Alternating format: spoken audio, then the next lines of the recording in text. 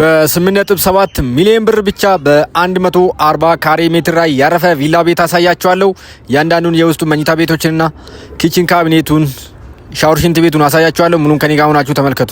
በሐሳብ ሳላውቀው ደንገጎን ጭርሼ ገባው ድሬ መጋላ። አሁን ቀጥታ ማሳያችሁ ሳሎኑ ነው። ሳሎኑ የጣራውን ርዝመት ራሱ አይታችሁታል። በጣም ሰፋ ለቀቅ ያለ ረዘም ያለ ጣራ ያለው 140 ካሬ ሜትር ላይ ያረፈ ቪላ ቤት ነው። አሁን ደግሞ ቀጥታ ማሳያችሁ ማስተር ሩም ነው።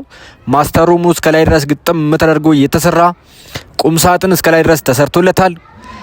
ማስተር ሩሙ ኤን ይመስላል። አሁን ደግሞ ማሳያችሁ ሻወር ሽንት ቤቱ ነው። ሻወር ሽንት ቤቱ ይሄኛው የመጀመሪያው ሻወር ሽንት ቤቱ ነው። የራሱ ገንዳ የተገጠመለት በደም ጽድት ተደርጎ የተሰራ 140 ካሬ ሜትር ላይ ያረፈ ቪላ ቤት በ8.7 ሚሊዮን የራሳችሁን ማድረግ ትችላላችሁ።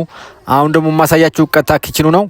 ኪችን ካቢኔት በደንብ ባሪ ማቴሪያል የተገጠመለት ኪችኑን እያንዳንዱን ማቴሪያሉን ተመልከቱ። በደንብ ጽድት ተደርጎ የተሰራ ኪችን ካቢኔት ነው ማለት ነው። ኪችን ካቢኔቱ ይህን ይመስላል። አሁን ደግሞ ማሳያችሁ ሁለተኛውን መኝታ ቤት ነው ማለት ነው። ሁለተኛው መኝታ ቤት ይህን ይመስላል። እሱም በደንብ ጽድት ተደርጎ የተሰራ 140 ካሬ ሜትር ላይ ያረፈ ቪላ ቤት በአጠቃላይ ይህን ይመስላል።